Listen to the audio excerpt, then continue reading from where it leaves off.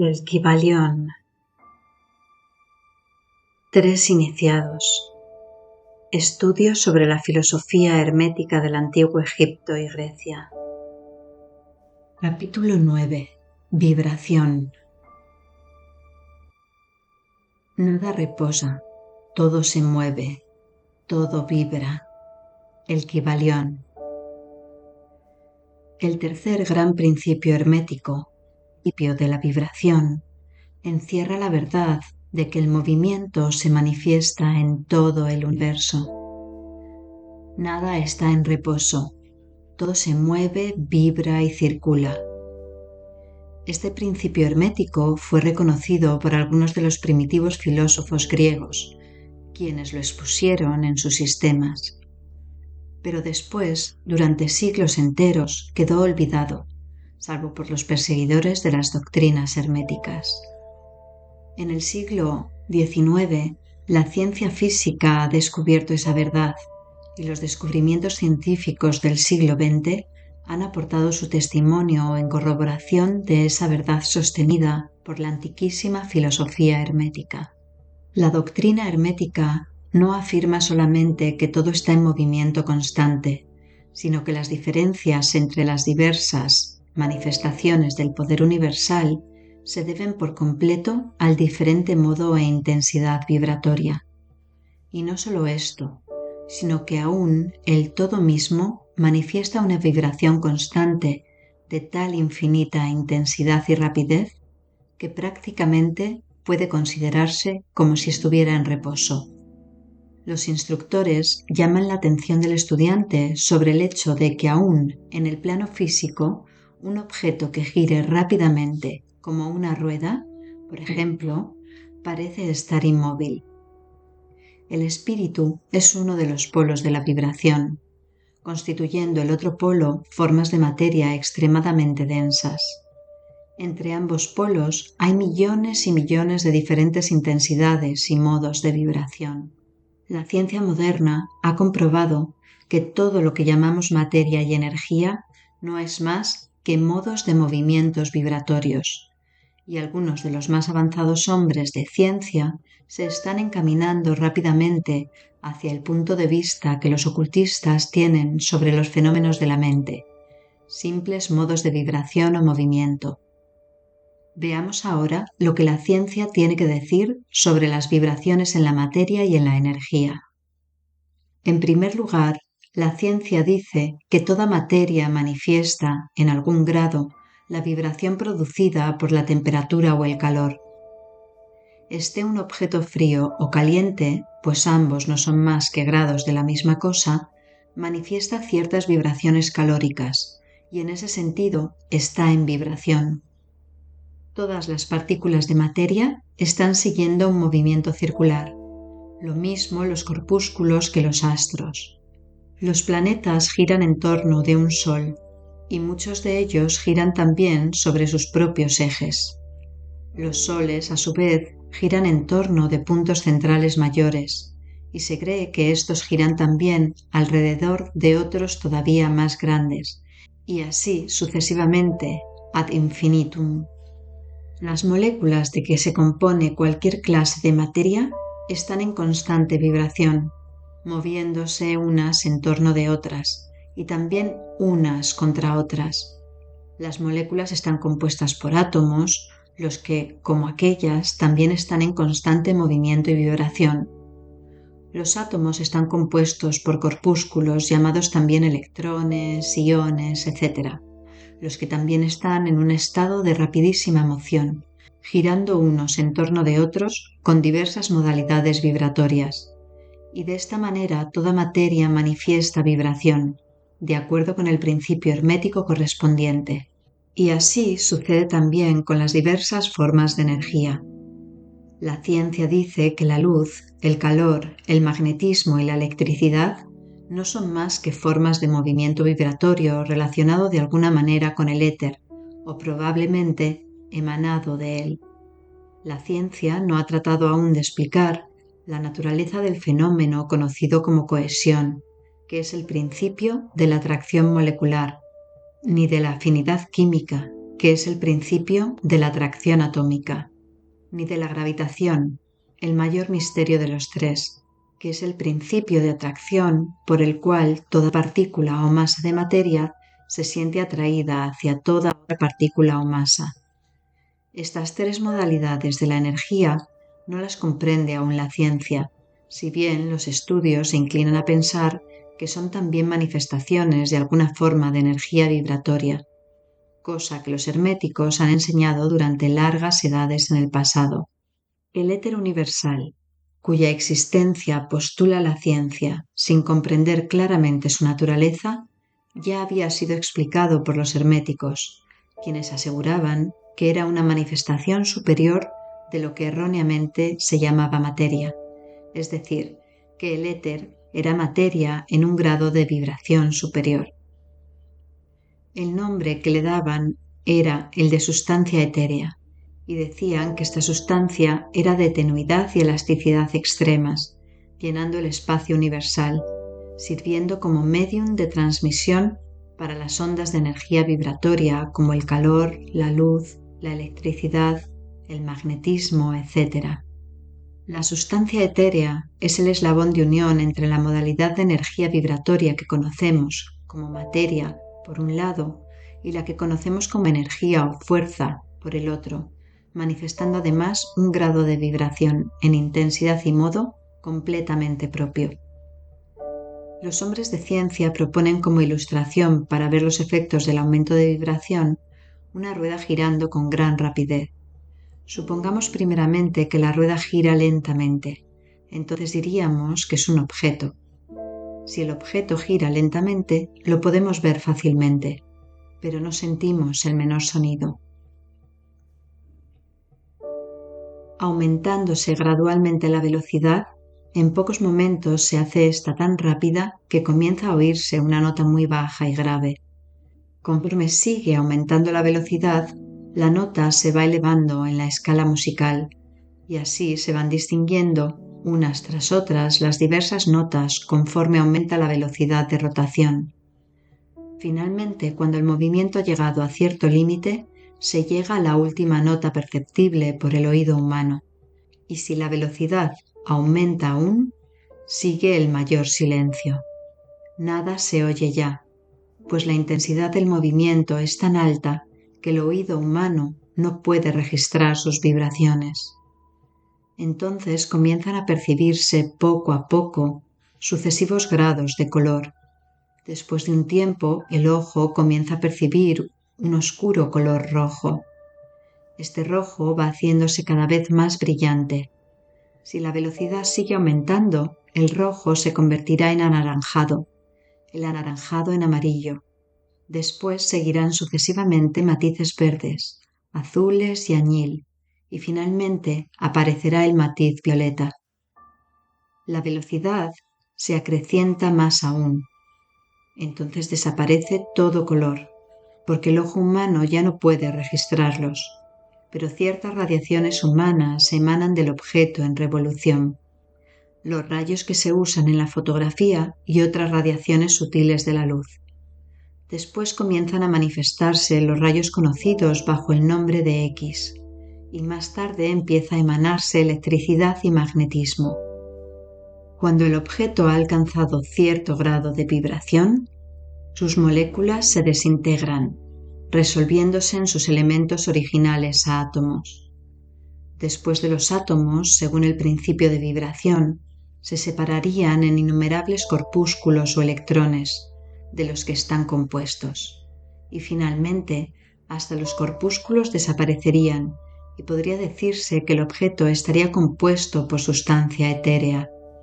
La ciencia no se atreve a llevar la ilustración más allá, pero los herméticos dicen que si las vibraciones continuaran aumentando el objeto, pasaría sucesivamente por estados de manifestación superiores, llegando al plano mental y después al espiritual, hasta ser por último absorbido en el todo, que es el espíritu absoluto. El objeto, sin embargo, habría dejado de ser tal mucho antes de llegar a la sustancia etérea. Pero de todas maneras la ilustración es correcta en cuanto demuestra los efectos del aumento continuo de la intensidad vibratoria. Debe recordarse que en la ilustración anterior, con el llegar a los estados en que el objeto irradia color, luz, etc., no se ha resuelto aún la cuestión en esas formas de energía, que están en un grado mucho más elevado, sino que simplemente llega a un grado de vibración en el que esas energías se libertan hasta cierto punto de las limitadoras influencias de las moléculas, átomos y corpúsculos. Esas energías, si bien son muy superiores en la escala a la materia, están aprisionadas y confinadas en las combinaciones materiales, en razón de las fuerzas que se manifiestan a través de ellas, y empleando formas materiales, y de esta manera se confinan en sus creaciones corpóreas, lo que hasta cierto punto es cierto en toda creación, quedando la fuerza creadora envuelta en su propia creación. Pero la doctrina hermética va mucho más allá que la ciencia moderna y afirma que toda manifestación de pensamiento, emoción, razón, voluntad, deseo o cualquier otro estado mental va acompañada por vibraciones, parte de las cuales se emanan al exterior y tienden a afectar las mentes de los demás por inducción. Esta es la causa de la telepatía, de la influencia mental y de otros efectos del poder de una mente sobre otra, la que ya va siendo de dominio público debido a la gran cantidad de obras de ocultismo que están publicando discípulos e instructores sobre estas materias. Cada pensamiento, emoción o estado mental tiene su correspondiente intensidad y modalidad vibratoria, y otras, esos estados mentales pueden ser reproducidos, así como una nota musical puede ser reproducida haciendo vibrar las cuerdas de un instrumento con la velocidad requerida, o como se puede reproducir un color cualquiera.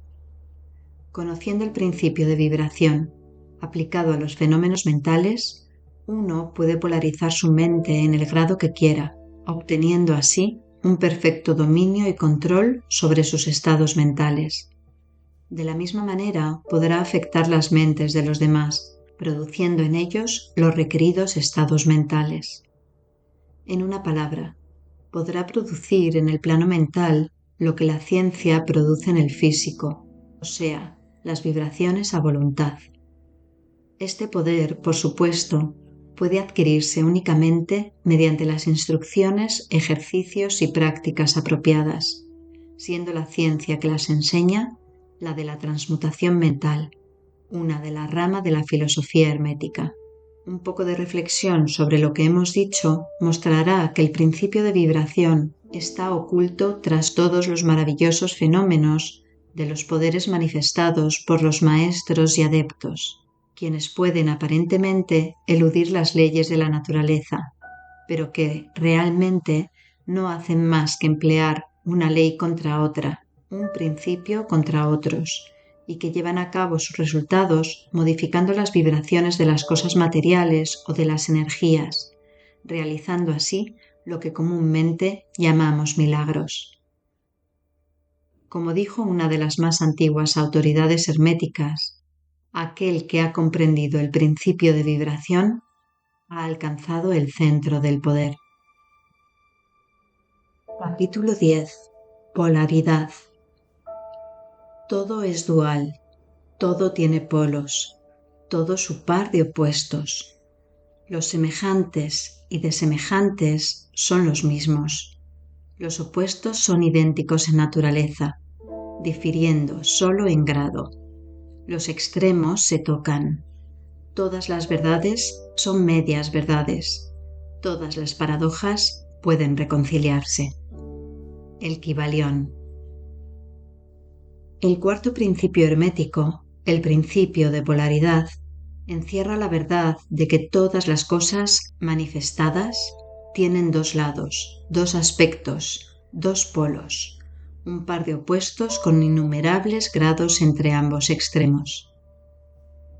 Las antiguas paradojas que siempre han confundido la mente de los hombres quedan explicadas si se comprende este principio.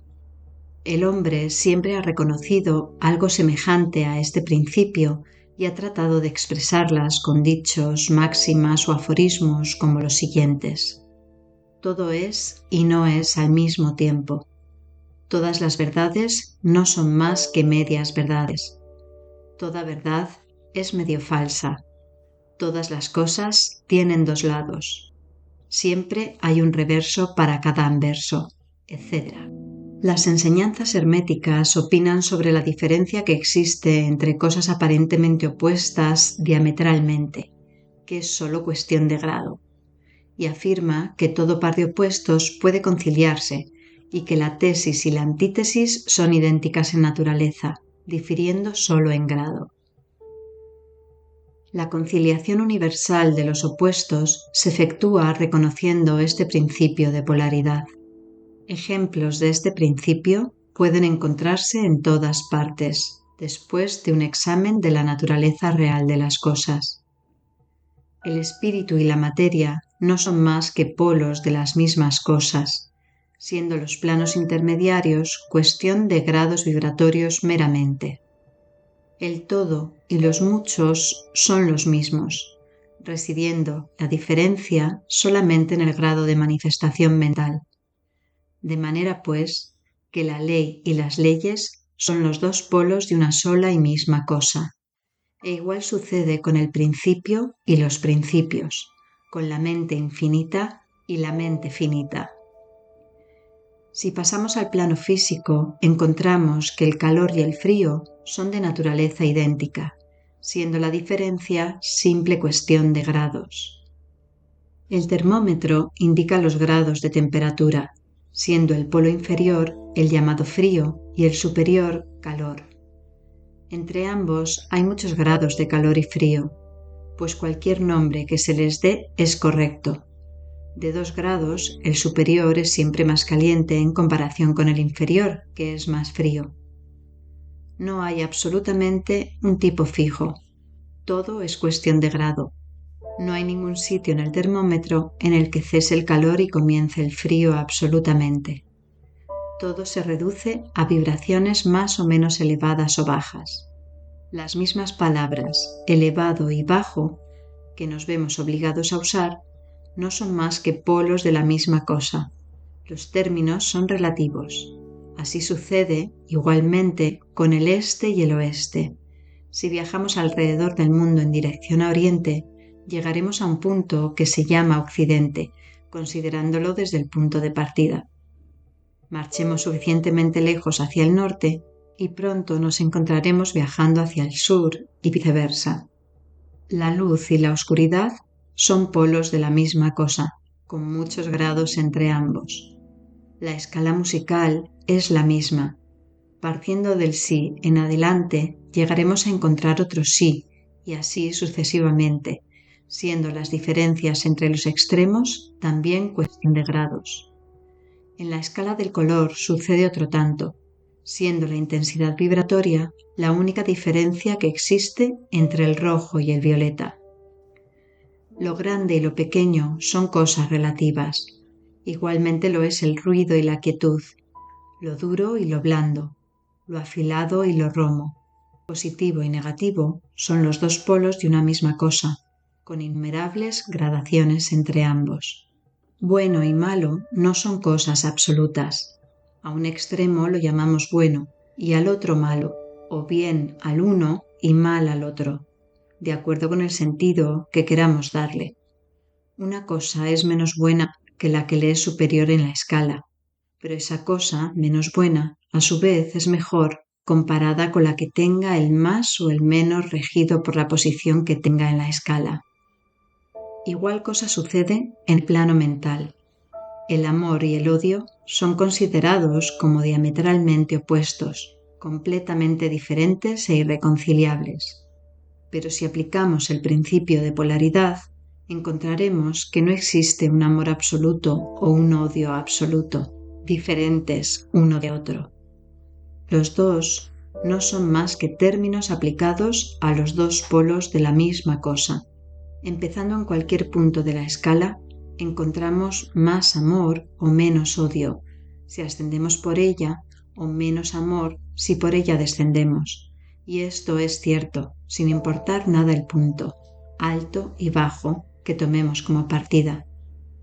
Hay muchos grados de amor y de odio, y existe también un punto medio donde el grado y el desagrado se mezclan en tal forma que es imposible distinguirlos. El valor y el miedo quedan también bajo la misma regla. Los pares de opuestos existen por doquier. Donde encontremos una cosa, encontraremos también su opuesta, los dos polos. Este hecho es el que permite al hermético transmutar un estado mental en otro, siguiendo las líneas de polarización. Las cosas de diferente clase no pueden transmutarse unas en otras, pero sí las de igual clase. Así pues, el amor no podrá convertirse en este u oeste o rojo o violeta, pero puede tornarse en odio, e igualmente el odio puede tornarse en amor cambiando su polaridad. El valor puede transmutarse en miedo y viceversa. Las cosas duras pueden tornarse blandas, las calientes frías, y así sucesivamente, efectuándose siempre la transmutación entre cosas de la misma clase, pero de grado diferente. Tratándose de un hombre cobarde, si se elevan sus vibraciones mentales a lo largo de la línea miedo-valor, se llenará de valentía y desprecio por el peligro, e igualmente el perezoso puede hacerse activo y enérgico, polarizándose simplemente a lo largo de las líneas de la deseada cualidad. Los discípulos familiarizados con los procedimientos mediante los cuales producen las diversas escuelas de ciencia mental cambios en los estados mentales de sus seguidores, quizás no comprendan fácilmente cuál es el principio que se oculta tras esos cambios. Pero no obstante, una vez que se ha entendido el principio de polaridad, se ve inmediatamente que esos cambios mentales son ocasionados por un cambio de polaridad, por un deslizamiento a lo largo de la misma escala. Este cambio no es de naturaleza de transmutar una cosa en otra completamente diferente, sino que se reduce a un simple cambio de grado de la misma cosa, lo que es una diferencia importantísima. Por ejemplo, y sacando un ejemplo del mundo físico, es imposible cambiar el calor en agudeza o filosidad, pesadez, elevación, etc. Pero puede ser fácilmente transmutado en frío, con solo amortiguar la vibración. De la misma manera, el odio y el amor son recíprocamente transmutables, así como el miedo y el valor. Pero el miedo no puede transformarse en amor, ni el valor en odio. Los estados mentales pertenecen a innumerables clases, cada una de las cuales tienen sus polos opuestos, a lo largo de los cuales es posible la transmutación. Se comprenderá fácilmente que tanto en los estados mentales como en los fenómenos del plano físico, los dos polos pueden ser clasificados como positivo y negativo respectivamente. Así pues, el amor es positivo respecto al odio, el valor respecto al miedo, la actividad respecto de la inercia, etc.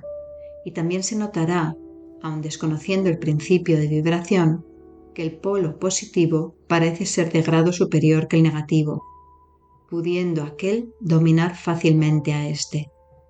La tendencia de la naturaleza es en dirección a la actividad dominante del polo positivo. Además del cambio de los polos de los propios estados mentales mediante la aplicación del arte de la polarización, el fenómeno de la influencia mental en sus múltiples fases demuestra que el principio puede extenderse hasta abarcar los fenómenos de la influencia de una mente sobre otra, de lo que tanto ha sido escrito en los últimos años. Cuando se comprende que la inducción mental es posible, esto es, que los estados mentales pueden producirse por inducción de los demás, entonces se verá cómo puede comunicarse a otra cierta clase de vibración o polaridad, cambiándose así la polarización de la mente entera. La mayoría de los resultados obtenidos mediante los tratamientos mentales se obtienen según este principio. Por ejemplo, Una persona está triste, melancólica y temerosa. Un científico de la mente eleva su propia mentalidad al deseado grado de vibración, mediante su voluntad previamente ejercitada, y de esta manera obtiene la polarización requerida en su propia mentalidad.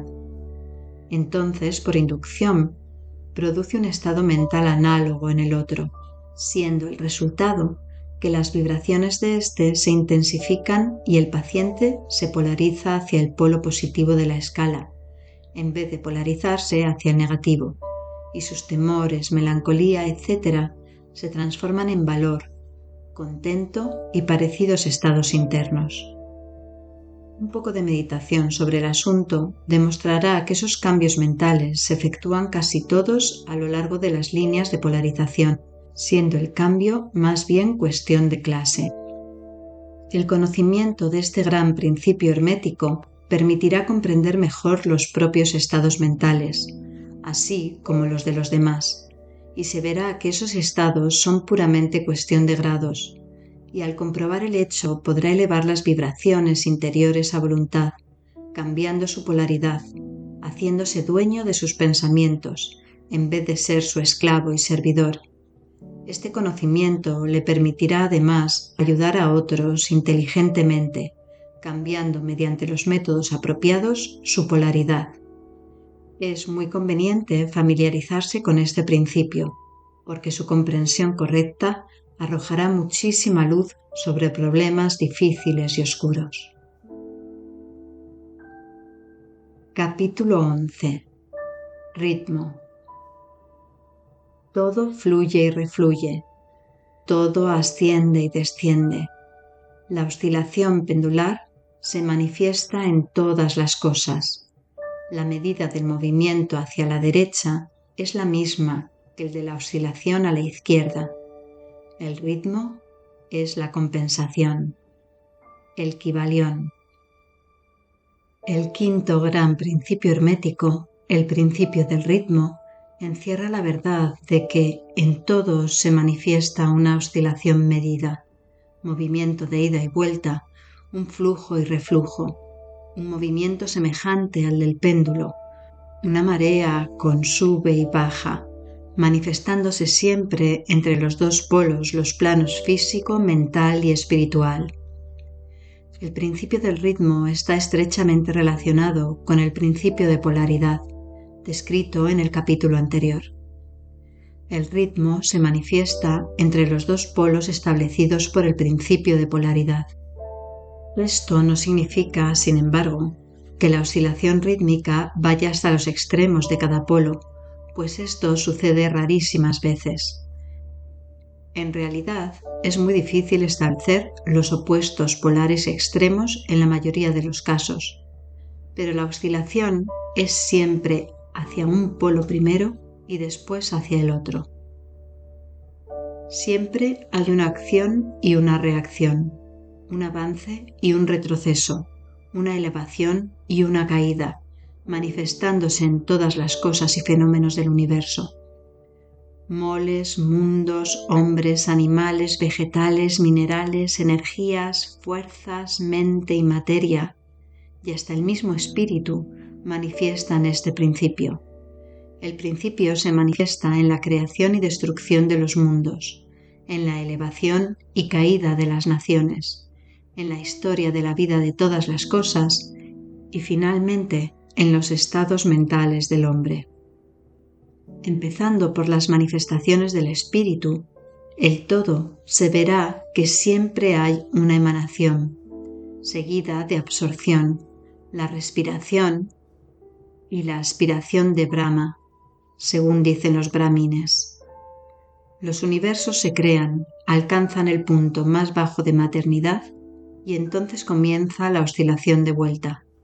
Los soles nacen, alcanzan la cumbre de su poder, empieza el proceso de su retrogresión y después de eones, sin cuento, se convierten en muertas masas de materia, esperando otro impulso que imparta en ellas nuevas energías internas y que los lleve a un nuevo ciclo de vida solar. Y así sucede con todos los mundos. Nacen, crecen y mueren, solo para renacer de nuevo. E igualmente sucede con todas las cosas de cuerpo o forma. Oscilan de la acción a la reacción, del nacimiento a la muerte, de la actividad a la inactividad, y de nuevo comienza el ciclo.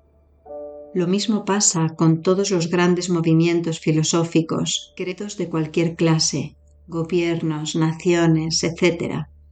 Nacen, crecen, llegan a su madurez, decaen, mueren, solo para renacer de nuevo. La oscilación pendular es evidente por doquiera. La noche sigue al día y el día a la noche. El péndulo oscila del verano al invierno y de este a aquel. Los corpúsculos, átomos y moléculas y todas las masas de materia oscilan en torno del círculo que corresponde a su naturaleza. No hay tal reposo absoluto o cesación de movimiento. Todo movimiento participa del ritmo. Este principio es de aplicación universal. Puede ser aplicado a cualquier cuestión o fenómeno de las muchas fases de la vida. Puede aplicarse a todas las fases de la humana actividad. Siempre existe la oscilación rítmica de un polo a otro. El péndulo universal está siempre en movimiento. Las mareas de la vida fluyen y refluyen de acuerdo con la ley. La ciencia moderna reconoce el principio del ritmo y lo considera de aplicación universal en cuanto se refiere a las cosas materiales.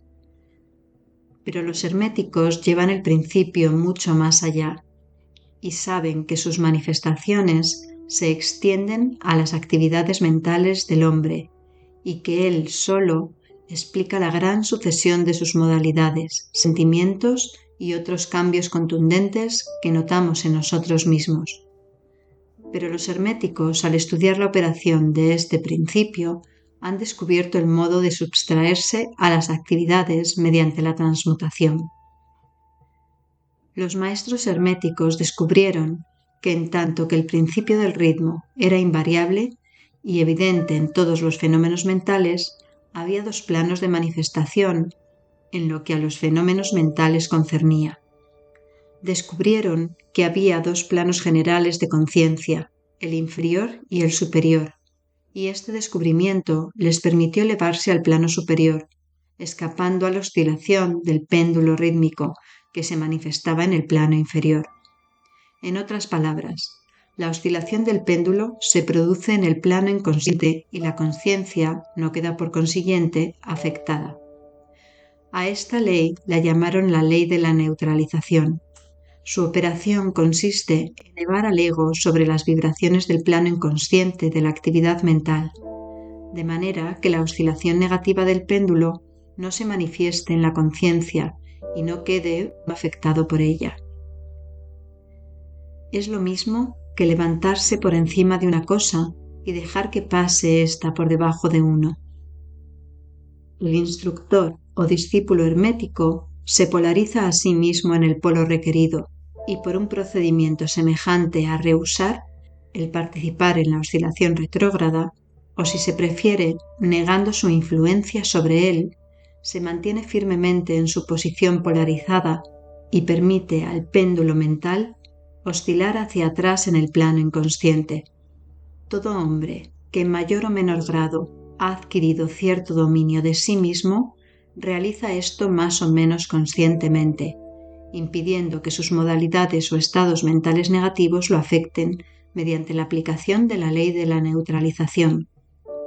El maestro, sin embargo, lleva esto hasta un grado muchísimo mayor de eficacia y proficiencia, y mediante su voluntad llega a un grado de equilibrio e inflexibilidad mental casi imposible de concebir por aquellos que se dejan llevar y traer por el péndulo mental de sus sentimientos y modalidades. Todo pensador apreciará debidamente la gran importancia del asunto con solo considerar lo esclavo que, en su mayoría, la gente es de su propio estado de ánimo, sentimientos y emociones, y el poco dominio de sí mismo que tienen.